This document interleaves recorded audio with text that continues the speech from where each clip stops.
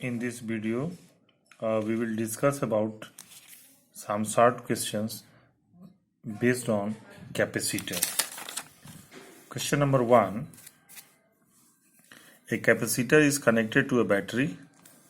It is fully charged and let Q0, V0, C0, E0 and U0 be the charge stored in the capacitor. Potential difference between the plates of the capacitor, capacitance of the capacitor, electric field between the plates of the capacitor, and energy stored in the capacitor. Now it is disconnected from the battery. After getting fully charged, battery is disconnected and a dielectric is introduced to fill the space between the plates of the capacitor. What changes occurs in these physical quantities with this activity? This we have to explain in this question. So let us see the effect on the charge. As battery was disconnected before inserting dielectric slab, hence charge on capacitor plates remains same. Battery, which is the source of charge, is removed. Now it is no more in the circuit, it is not connected with the capacitor, and thereafter dielectric is introduced. So there will be no change in the charge stored by the plates of the capacitor. Now electric field. We know the relation E is equal to E naught by K, where K is a dielectric constant. So electric field gets reduced. Why it happens? Because when dielectric is placed between electric field, induced charges produces its own electric field just opposite to the applied electric field, as a result of which the electric field gets reduced, which we have discussed in the topic dielectrics and polarization. So electric field gets reduced. Now potential difference, we know the relation V is equal to E into D. So V is equal to, in place of E we can write E naught by K. So we get V is equal to V naught by K. So potential difference also decreases. We know the relation C is equal to K C naught. Thus capacitance of capacitor increases. Energy stored, we know the expression energy stored U naught is equal to Q naught square by 2 C naught, as the charge stored by the capacitor remains the same even if dielectric is introduced. So this act as constant. In place of C naught we can write K C naught. So we get U is equal to U naught by K. Thus energy stored in the capacitor will also decrease. Second question. A parallel plate capacitor is connected to a battery and it is fully charged.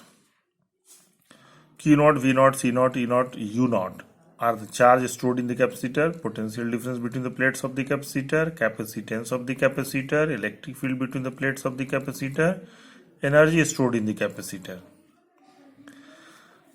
Now after getting fully charged, the capacitor remains connected with the battery and a dielectric is introduced between the plates.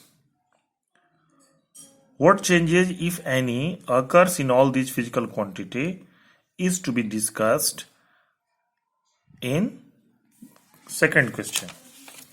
So let us see.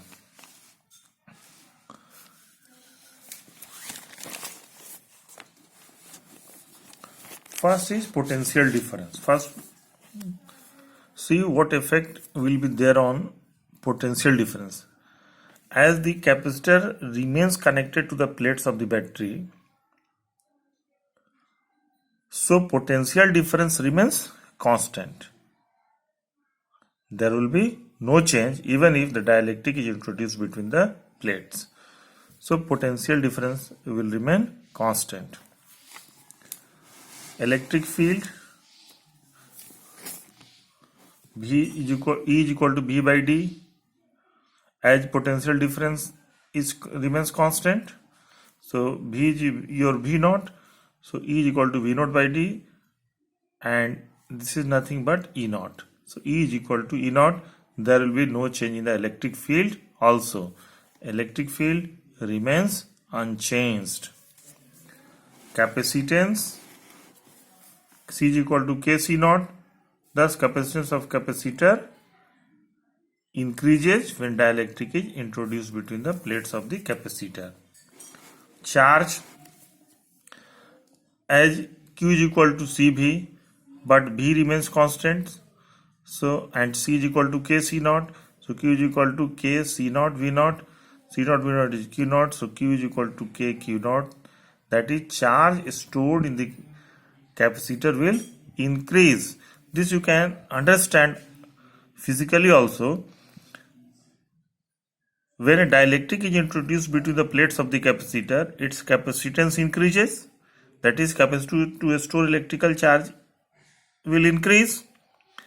Now, as it is already connected to battery, which is a source of charge, so what will happen? When capacitance will increase, charges will flow into the capacitor. So charge stored by the capacitor will increase. Now energy half CV square.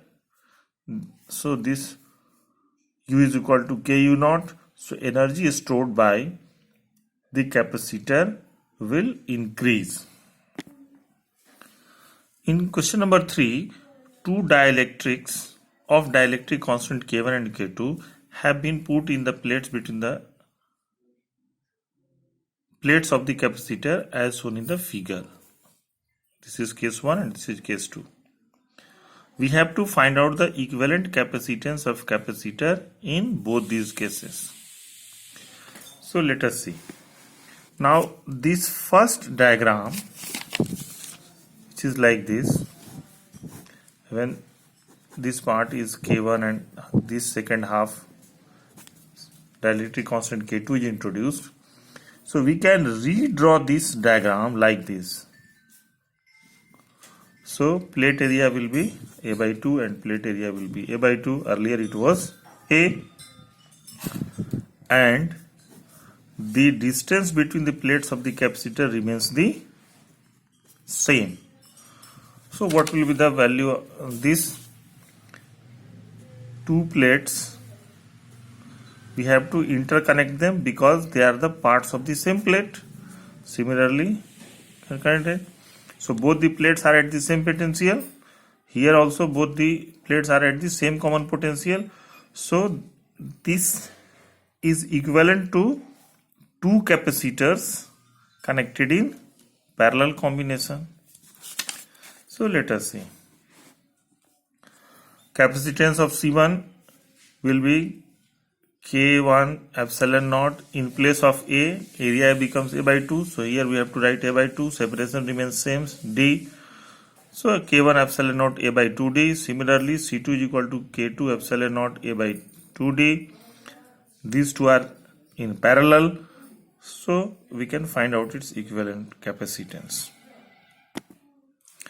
In the second diagram, which is like this, half portion is filled with dielectric constant K1 and this half is filled with dielectric constant K2. This diagram we can redraw it like this. This is K1 and this is K2. Separation gets reduced D by 2. Here it becomes D by 2. But area of the plate remains the same. Area of the plate remains the same. Now one plate of the capacitor is connected to the next plate of the other. So this is equivalent to series arrangement of two capacitors C1 and C2. C1 is equal to K1 epsilon naught A by D. D is D by 2 gets reduced to half, so it becomes D by 2. So we get 2 K1 epsilon naught A by D. Similarly, C2 is 2K2 epsilon naught A by D. Using the formula to find out equivalent capacitance in series combination, we can find the equivalent capacitance. Now next question. An electrical technician requires a capacitance of 2 microfarad in a circuit across a potential difference of 1 kilovolt. A large number of 1 microfarad capacitors are available to him, which can withstand a potential difference not more than 400 volt. You have to suggest a possible arrangement that requires minimum number of capacitors. So, by using 1 microfarad capacitors, we want 2 microfarad with a condition that this 1 microfarad capacitor cannot withstand more than 400 volt. But supply is 1000 volt, 1 kilovolt, that is 1000 volt. So we cannot connect a single 1 microcapacitor directly to this potential difference. So we know that in series combination potential gets divided. So we have to connect some capacitors in series combination. Let it be n capacitors. So 1000 by n, this must be less than 400 volt. So 1000 by 400, this is n. So this is 2.5 n. So n must be greater than 2.5 or equal to 2.5. But number of capacitors cannot be in fraction. So we have to consider at least 3 capacitors in series. So 3 capacitors have to be connected in series. So their equivalent we can find out if the 3 capacitors of 1 microfarad are connected in series, their equivalent is 1 by 3 microfarad. Now from this 1 by 3 microfarad, we want 2 microfarad capacitor arrangement. So we know that in parallel combination, when capacitors are connected, the equivalent value will be more. So we have to connect 1 by 3 microfarad arrangement in parallel combination. How many? Let it be m. Let it be m. So C double dash, which is the equivalent of the network, C dash plus so many, how many times? M times. So C double dash is equal to MC dash. So M is equal to C double dash by C dash. Final equivalent that we want is 2 microfarad. And C dash, its value is 1 by 3 microfarad. So from here we get M is equal to 6. Now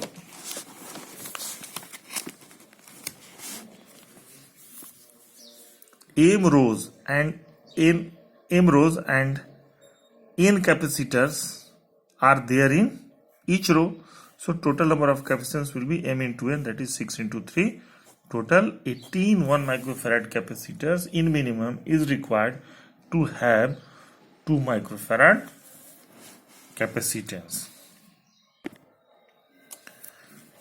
Now next question. In the figure shown below, which of the 2 capacitors has higher capacitances, A and B?